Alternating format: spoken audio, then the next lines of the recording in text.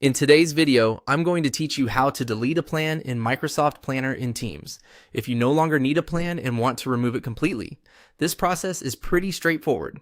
Just keep in mind that deleting the plan is permanent, and it will also remove all of the tasks inside that plan.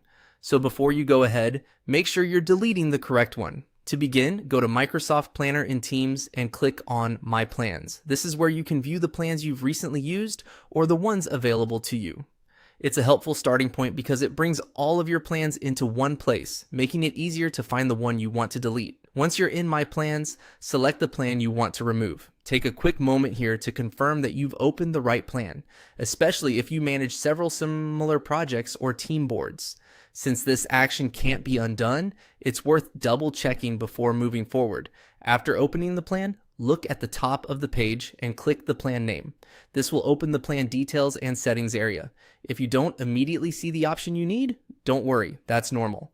The delete option is located farther down in this panel. Next, scroll down until you find the option labeled Delete this plan.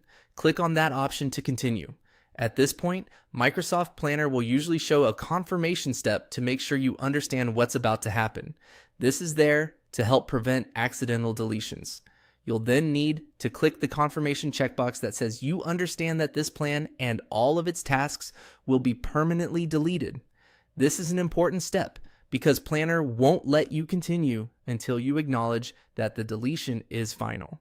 If you're working in a shared team environment, this is also a good reminder that other team members may lose access to the tasks in that plan once it's deleted. Finally, click Delete. As soon as you do that, the plan will be permanently removed. And that's all it takes to delete a plan in Microsoft Planner in Teams. The key thing to remember is to review the plan carefully before confirming, since there isn't a recovery option built into this process. If this walkthrough helped, you can follow the same steps anytime you need to clean up old or unused plans.